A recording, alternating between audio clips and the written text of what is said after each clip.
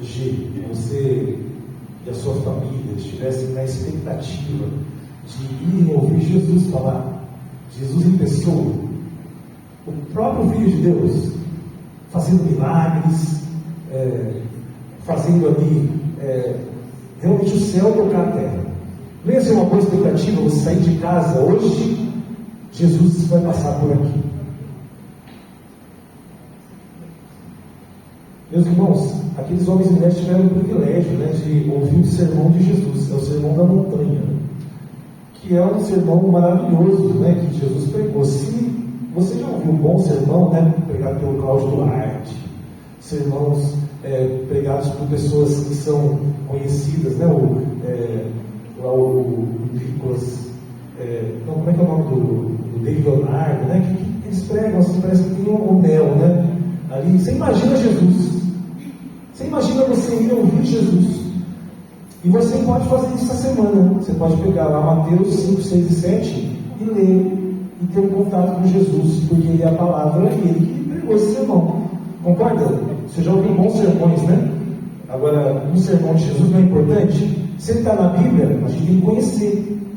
Esse sermão é um sermão muito importante, e desde a Palestina até já, os povos do Líbano já estavam sabendo de Jesus. Jesus era um homem muito conhecido em Mateus, que era o seu discípulo.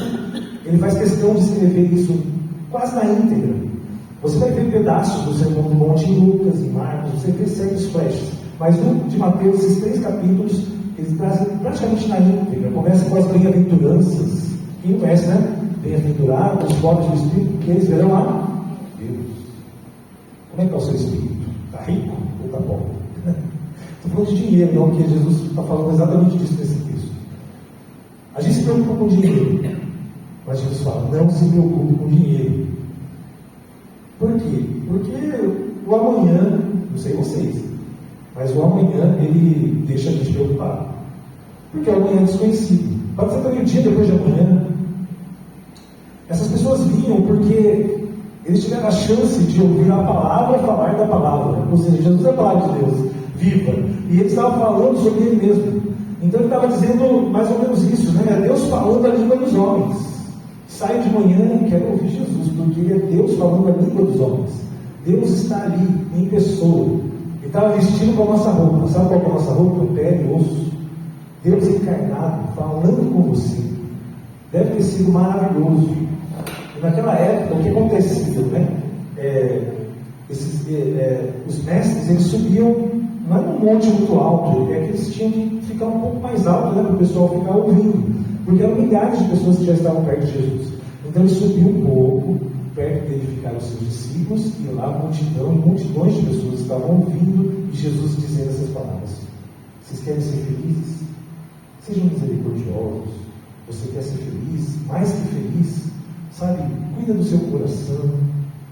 E ele trata de assuntos assim, que a gente pode dizer que é como se fosse a ética do reino de Deus.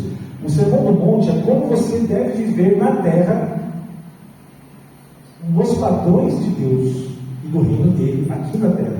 É isso que Jesus ensina no Sermão do Monte. Como eu disse, começa com as bem-aventuranças, depois fala como nós devemos viver. E é um reino relacional. Diga assim, o reino de Deus. De novo, o reino de Deus é relacionamento. Você entende? Não tinha como Jesus não explorar as relações. Então ele fala, cuidado, você fica com raiva. Falou sobre adultério, o respeito que tem com as pessoas. Falou sobre juramentos, vingança. Ele mandou a gente amar os nossos inimigos, porque amar amigo é fácil. Jesus falou assim, você quer ser uma pessoa do meu reino? Ame os seus inimigos. Todo mundo ama os seus amigos, seu filho. Faça como eu. Aí você está entendendo a minha ética. Olha só, amar os seus inimigos não é fácil. O Sermão do Monte é um sermão que desafia. Mas também fala para a gente praticar a caridade, que é o amor, a oração, o jejum. Fala que a gente não deve jurar por qualquer coisa pelos céus, por Deus. Para que fazer isso se a gente às vezes não cumpre ter palavra?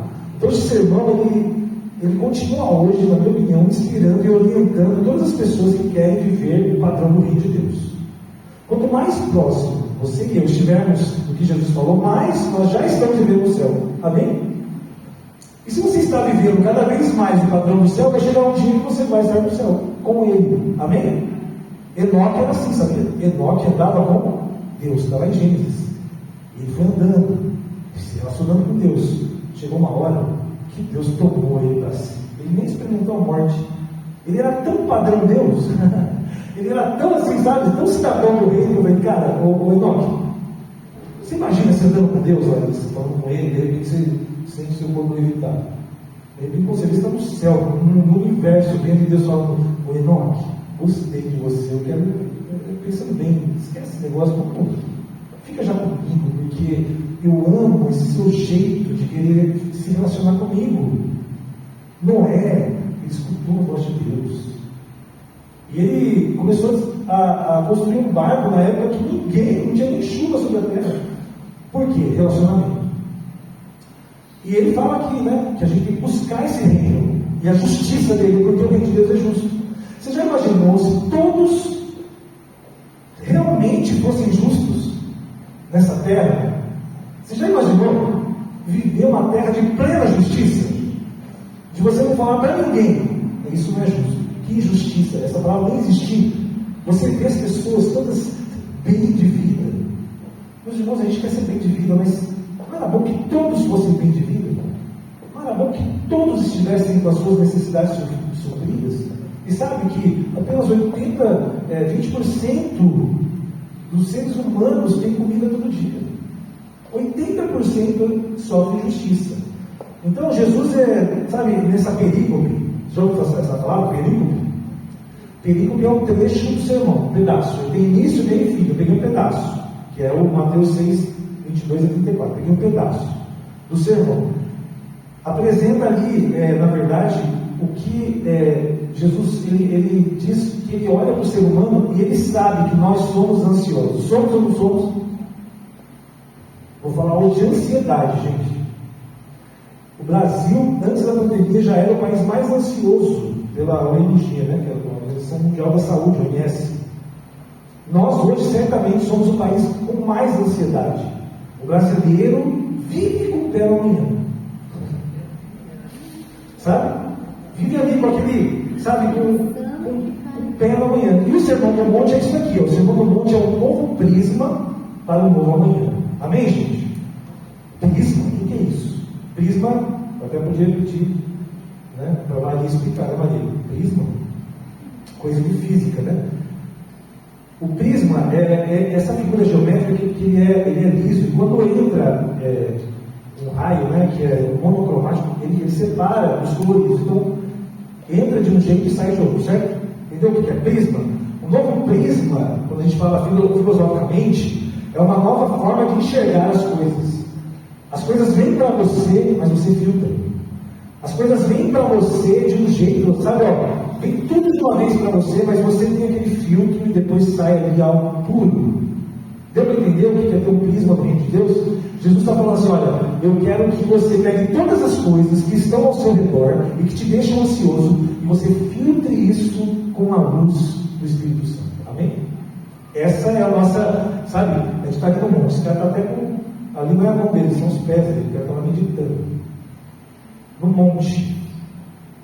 Sabe, é assim que Jesus estava ensinando as pessoas, com certeza. E o amanhã é algo assim complicado. Já viu aquela música, como será o amanhã? Responda quem puder. Já viu essa música? Como será o amanhã? Me responda. Isso é um questionamento do ser humano. Se eu pudesse saber amanhã o que vai acontecer, o número da loto, se eu soubesse, eu jogava, sei lá, eu difícil ganhar na loto, eu não jogo, nunca joguei minha vida. Eu acho algo que meu pai me ensinou a não fazer é jogar. Eu vou dizer, foi um bom ensinamento, porque só dá desgraça. Esse samba foi interpretado pela Simone, e é um questionamento do ser humano. Como é que será o amanhã? O que eu vou ter amanhã? Como é que vai ser amanhã? Será que amanhã eu vou ter saúde? Você já viu como Hollywood explora esse tema sobre futuro apocalíptico? Já viu isso? É enchente, tsunami, terremoto, avalanche, erupção vulcânica, e a ficção, hein? Zumbi, extraterrestre, tudo chegando e de repente acabou a vida. Tudo aquilo que você vai fazer, que sabe, você vai trabalhar cedo, não adianta mais.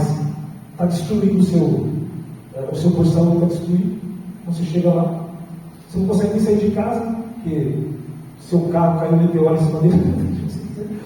Aí você não tem nada o que fazer, quando você vê, não adianta nada, ninguém chegou lá, você vai comprar alguma coisa, já saquearam o supermercado, porque adianta você ter dinheiro para estar vazio.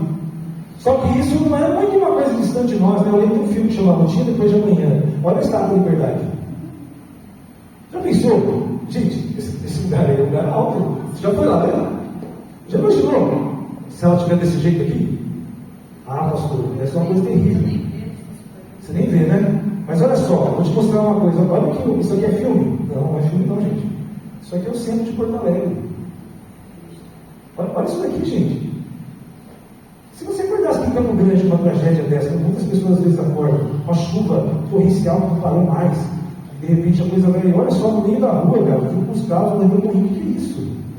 Isso aqui dá para fazer um filme. Até a Estrada da Liberdade, quase fazer um filme. Só que gravando, né? Agora, essa tragédia é uma tragédia que mudou a vida de muitas pessoas mesmo. Não é algo, o amanhã delas realmente foi mudado, concorda, gente? O amanhã delas foi totalmente impossível de você prever o que você vai fazer. Você teve que ir para um abrigo. Eu falei aqui, né, o refugiado climático. Eu nunca tinha ouvido isso aqui no Brasil. Isso para mim, para nós, é coisa de filme. Sabe, uma pessoa realmente, uma cidade ser submersa aqui no Brasil, não existia isso. Nós não temos controle sobre nada. O que o futuro nos reserva, né? O que Deus fala para nós, para enfrentarmos o amanhã? Primeiro, se os seus olhos forem bons, você será luz. Nós precisamos mudar o nosso olhar. Não quer dizer só fazer bondade, maldade, olhar. Não estou falando de o que você está vendo só, mas o seu jeito de ver as coisas, amém, gente? Se você tiver um olhar bom e positivo, você vai, com certeza, colher bênçãos de Deus na sua vida. Porque a gente tem um olhar negativo, né? O medo. Agora, se você olhar, se os seus olhos forem bons, se você for positivo, você vai enfrentar situações de um jeito melhor. Porque essas pessoas que passam por situações como os gaúchos, elas realmente estão sentindo na pele algo que não é ficção. A minha casa não existe mais. Não sei se vocês estão vendo, mas estão tendo alguns depoimentos das pessoas que voltaram para casa e não encontraram nada. Nada. Nenhuma memória. Não tinha como você fazer nada. Talvez você não tem como mais vender, não tem como fazer dinheiro disso. E pessoas que às vezes não têm mesmo dinheiro, como que ela vai fazer? Você entende? Isso é claro que isso nos traz ansiedade. Você não sabe o dia da manhã. Essas pessoas tinham medo do dia da manhã, com certeza, e aconteceu uma tragédia. Como está o seu olhar? A primeira coisa que Jesus fala, né? Os olhos são a candeia do corpo. Se os olhos forem bons, todo o seu corpo será cheio de luz. Mas se os seus olhos forem maus, todo o seu corpo será cheio de trevas. E serão muitas evidências. A gente precisa cuidar do nosso olhar. Já ouviu falar do sistema límbico?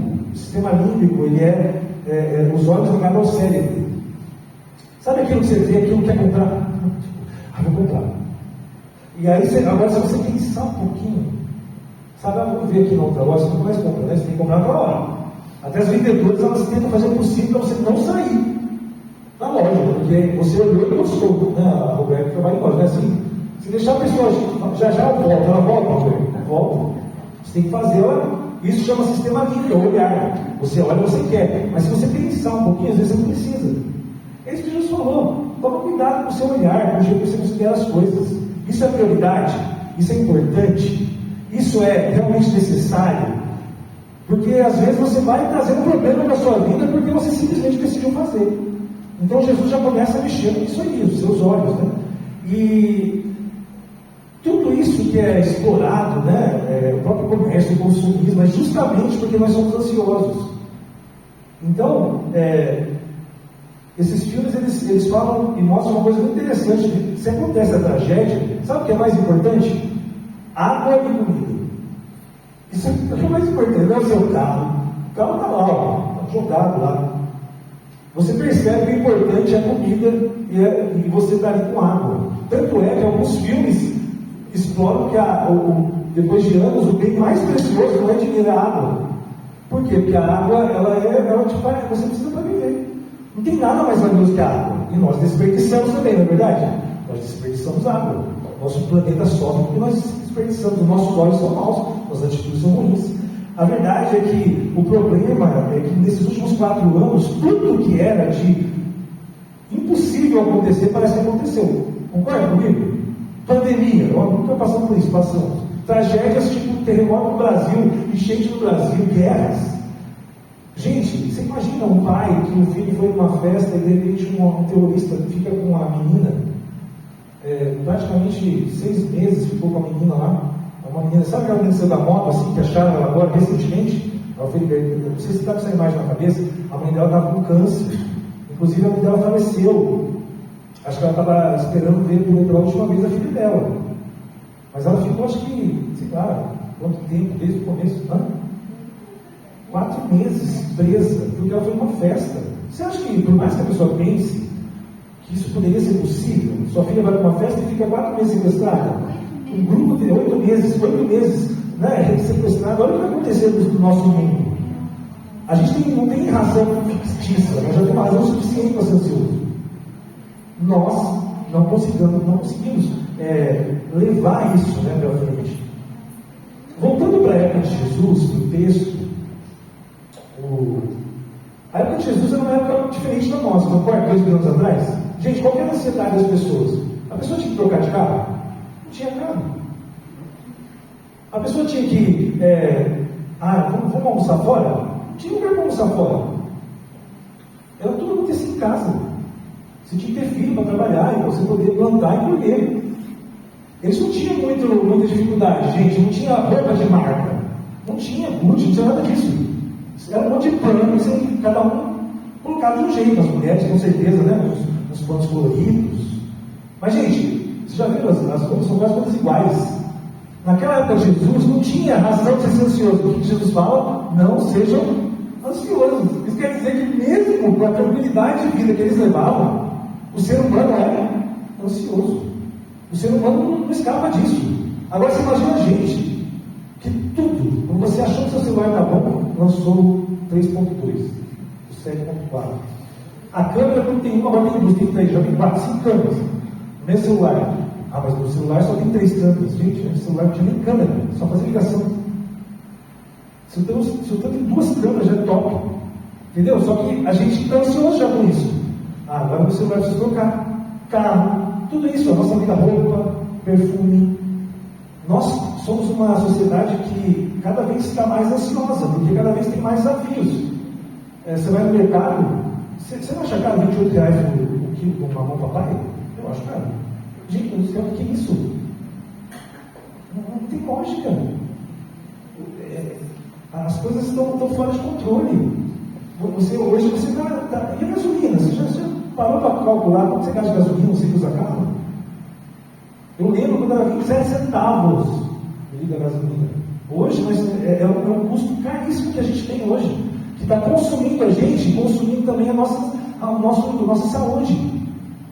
Será que amanhã eu vou ter condição, né, de fazer determinada coisa?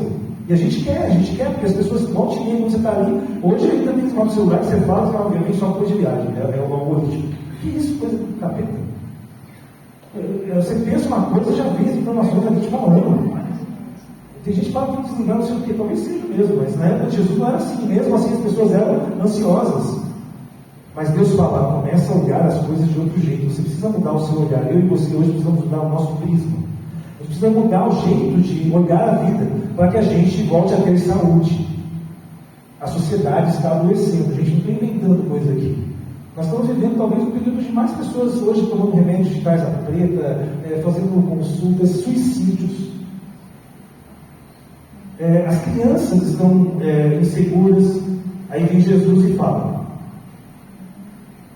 se Deus veste assim a erva do campo, que hoje existe amanhã lançado no fogo, não deixará muito mais a vocês, homens de pouca fé? Gente, Jesus está falando, olha, não se preocupe com o amanhã, concentre-se no seu Deus. Amém, gente? O amanhã, ele vai chegar, você não tem como controlar isso, mas você tem como servir quem controla, porque Deus controla o amanhã. Esse é o prisma dessa mensagem. Nós não controlamos, mas Deus controla, e Deus é o nosso Pai. Você está entendendo o que Jesus está falando? Eu fico pensando, né? ele coloca algo interessante que ele fala, homens de pouca fé. Primeiro, uma coisa muito importante da visão do reino de Deus, é fé. Amém, gente? Nós precisamos ter fé. Porque Jesus fala, olha, vocês são preocupados, homens de pouca fé.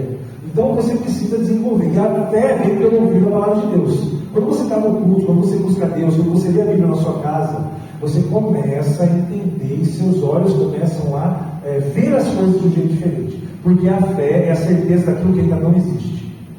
Então, eu não posso dizer o que vai acontecer no amanhã, mas eu sei que Deus está no controle do meu amanhã, pela fé. E você dorme tranquilo realmente. É você dormir tranquilo realmente, sabendo que você não pode cuidar do amanhã, mas Deus é o Senhor do amanhã. Deus, ele domina isso, você precisa ter fé. E parece fácil falar, mas não é fácil, porque nós somos ou não somos ansiosos? Você não está preocupado com alguma coisa essa semana? Claro que está. Mas o que Deus está falando? Não se preocupe, porque se eu cuido das coisas mais absurdas, por que eu não vou cuidar de você, Larissa? Você é minha filha. Olha que maravilha saber disso. Certamente nós podemos. Você não vai cuidar bem da Maria sempre? Você vai deixar faltar alguma coisa para ela, se você puder?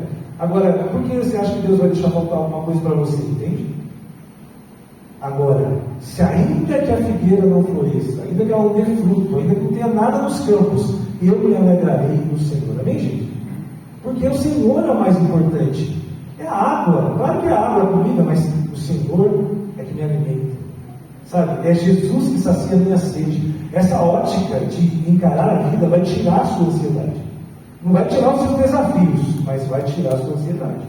Isso eu tenho certeza que vai acontecer. Eu gosto muito. A ansiedade, ela nasce quando se deseja controlar algo incontrolável. A ansiedade é o pé do futuro. Quando você fica demais chateado com o passado, é depressão. Você está triste. Quando você fica preocupado com as coisas que vêm por aí, isso é ansiedade. A ansiedade, ela às vezes é inacessível, até porque ainda não aconteceu, né? Então a gente está preocupado com uma coisa que ainda não aconteceu. Eu gosto muito do exemplo que eu ouvi do Timothy Keller, que é um pastor que eu gosto muito. Ele era criança e o pai dele deu um volante de plástico para ele. Eu já contei essa história aqui, mas vou repetir. Um volante de plástico, uma ventosa. Aí quando ele gostava de dirigir o pai dele, porque quando ele entrava, ele chegava ali, colocava o volante no painel do carona, né? O pai ficava dirigindo e ele ficava lá, né? Pequenininho. O que ele estava achando que estava acontecendo? Que ele estava dirigindo o carro. Ele falou, eu tinha a sensação de quem estava controlando o carro era eu, quando eu estava com aquele volante de plástico colado ali. E eu ficava só. Chegava uma hora que eu esqueci que meu pai estava dirigindo, estava dirigindo, buzinado. Sabe aquelas buzinas de sorveteiro? Esse era o volante dele. Ele ficava se divertindo ali. Mas ele estava no controle do carro? Não estava. A criança, ela estava confiando no pai dela, totalmente. Se ela ouvisse um barulho, ela já não vai largar no volante. Ela estava segura ali, tão segura que ela esqueceu que aquele volante não funcionava e ela sabia que o pai dela controlava aquele veículo. Mas nós achamos e falamos, pastor, o senhor não entendeu, eu perdi o controle da minha vida. Estou te falando, você nunca teve esse controle. Você acha, mas você está com um volantinho de plástico, uma cozinha vagabunda aí, achando que você está controlando a sua vida. O destino da sua vida não é. A gente não perde o controle, a gente quer assumir o controle. Esse é o problema, sabe? Claro, né, que a gente precisa entender, né, que a gente precisa lidar de uma forma diferente. E a figura do Timothy Keller também é muito interessante, que ele ficava tranquilo. Tão tranquilo que ele nem percebia. Eu sei, é meu pai que está no controle, que está dirigindo esse carro. Não sei, quem já andou recentemente de avião aqui? Vocês andaram depois, né? Você não tem uma sensação de que você está desafiando as leis da natureza naquele gigante de aço? Isso é uma coisa absurda. É você simplesmente ficar sentado ali e um treco de milhões de toneladas vai sair voando e vai chegar no outro estado. Isso aí é uma coisa que eu acho assim, sempre vem na minha mente. É muito perigoso. Tem um cara que é um pensador lá, ele é muito engraçado, ele só assume, ele tinha medo de avião, nunca foi de avião na vida dele. E falava para ele, mas você vai aí, atravessando o Nordeste de carro, cheio de buraco, você não vai morrer, você tem medo de avião. Ele falou assim, olha, ele não sabe, cara. Ele falou assim, olha só, o problema do avião é que o buraco anda junto com ele. Tipo assim, as estradas têm alguns buracos, mas o avião, onde ele foi, tem um buraco, ele já anda em cima do buraco. E não tem nada de seguro. E sabe o que a gente pensa? Que o piloto está no controle do avião. Gente, o piloto está no controle do avião se o avião não assumir o controle. Já parou para pensar nisso? Porque se o avião assumir o controle, o piloto não vai ter nada para ele fazer. Se ele simplesmente dizer, agora eu que dirijo isso aqui, agora é comigo, o avião falou, você vai morrer, cai uma máscara, começa e vai. Não tem como. E nós confiamos. Nós confiamos, a gente vai lá, passa as férias. Vai dar um medo, não dá? Dá um medo ou não dá? Dá um medo. Porque no fundo você sabe que aquilo ali não é seguro. Mas você tem fé. Porque você quer chegar lá, na praia mais rápido. Você quer chegar no outro país. Então você tem uma fé que você encara e entra no avião, um treco de metal gigante, muito mais pesado do que qualquer coisa que pode cair. Às vezes no Oceano Atlântico, você vai. 12 horas você confia. E nós não confiamos em Deus. Nós confiamos num treco desse, feito por um ser humano, que uma faísca pode te matar. E você vai, porque você está vindo o quê? Passar suas férias. Você não quer ficar dirigindo o carro, você não quer perder tempo. Então você acha que fé, mas na sua vida, qualquer tremer, começa a te dor. Você tem muito mais fé no avião que em Deus. Amém ou não? Muito mais fé. Porque se você confiasse em Deus, você entrava que nem você entra no avião. Não, porque amanhã Deus vai prover isso na minha vida.